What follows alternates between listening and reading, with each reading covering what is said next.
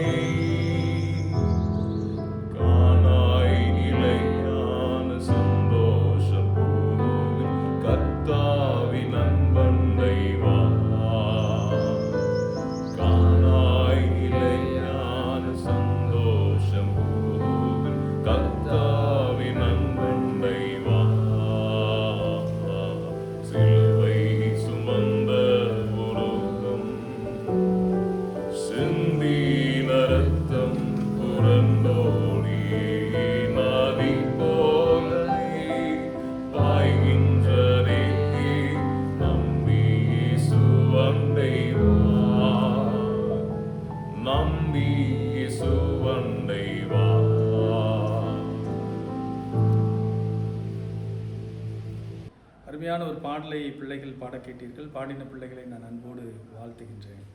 புதிய ஏற்பாட்டில் பவுல் அப்போஸ்தலர் கலாத்தியருக்கு எழுதின நிருபத்தில் சிலுவை குறித்தே அல்லாமல் வேறு எதை குறித்து மேன்மை பாராட்டுவேன் என்று சொல்லி நீங்களும் நான் இந்த சிலுவை குறித்து மேன்மை பாராட்டணும்னு சொல்லி அவருக்கு நமக்கு சொல்லிக் கொடுத்துருக்கிறார்.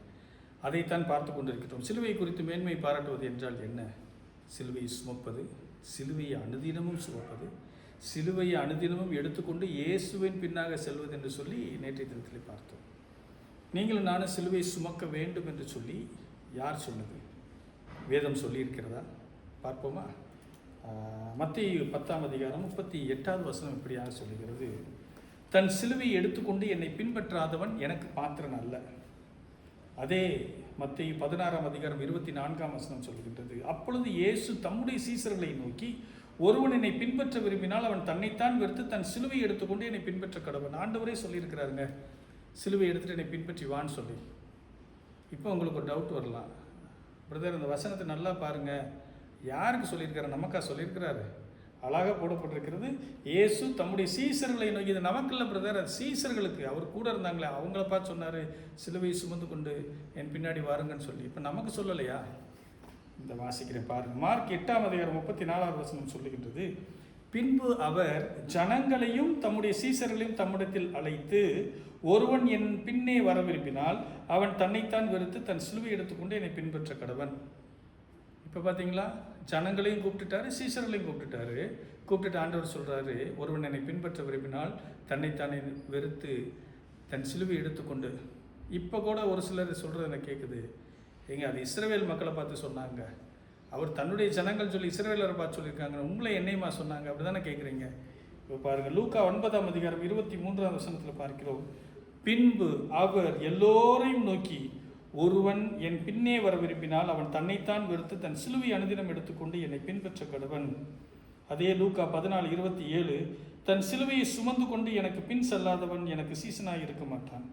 அவர் எல்லோரையும் நோக்கி, உலகத்தில் இருக்க எல்லா ஜனங்களையும் பார்த்து, உங்களை என்ன எல்லாரையும் பார்த்து ஆண்டவர் சொல்லுகிறார், ஆண்டவரை பின்பற்ற விரும்பினால், அவருக்கு பின்னே நாம் போக விரும்பினால் நம்மை நாமே வெறுத்து சிலுவை எடுத்துக்கொண்டு உலகத்திற்கு செத்து நீதிக்கு பிழைத்து, இல்லையா, அந்த உலகத்தின் காரியங்களுக்கு நம்ம முக்கியத்துவம் கொடுக்காதபடிக்கு முதலாவது தேவனுடைய ராஜ்யத்திற்கும் அவருடைய நீதிக்கு முக்கியத்துவம் கொடுத்து ஒவ்வொரு நாளும் அவருடைய சிலுவை சுமந்தவர்களாய் ஆண்டவருடைய பின்பதாக நீங்களும் நானும் போக வேண்டும் என்று சொல்லி வேதம் நமக்கு சொல்லுதுங்க.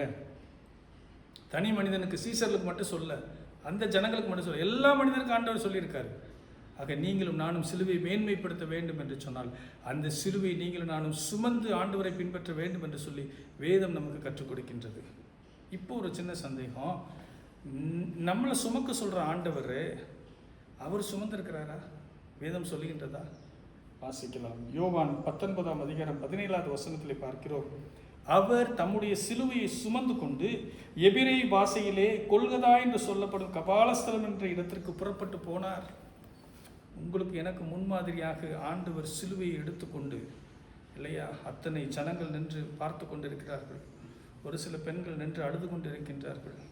ஒரு சிலர் இவனுக்கு வேண்டும் நல்ல அடிங்கன்னு சொல்லி ஆண்டவருக்கு எதிராக இருக்கிறார்கள். ஒரு சிலர் ஐயோ எந்த பாவம் செய்யாத அந்த மனிதனுக்கு இப்படி ஒரு பாடுகளா என்று சொல்லி பார்த்து கொண்டிருக்கின்ற வேளையிலே அவர் கபாலஸ்தலம் நோக்கி சிலுவையை தோளிலே சுமந்து கொண்டவராய், நடக்க முடியாதவராய், உடலில் ரத்தங்கள் எல்லாம் சொட்டெல்லாம் போய், இல்லையா, ஒரு சொட்டு ரத்தம் கூட உடம்புல இல்லாதவராய் அவர் அந்த சிலுவையை சுமந்து கொண்டு நமக்கு ஒரு முன்மாதிரியை கற்றுக் கொடுத்திருக்கிறார். ஆண்டவர் சுமந்த சிலுவை தாங்க உங்களையும் என்னையும் சுமக்க சொல்லுகின்றார். அப்படி என்று சொன்னால் சிலுவை சுமப்பது எதனுடைய அடையாளம், அல்லது சிலுவை என்பது எதையெல்லாம் அடையாளப்படுத்துகின்றது? நாளைய தினத்திலே நாம் இதை குறித்து நாம் சிந்திப்போம். கர்த்தர் தாமே இந்த வார்த்தைகளை ஆசீர்வதிப்பாராக. ஆமென்.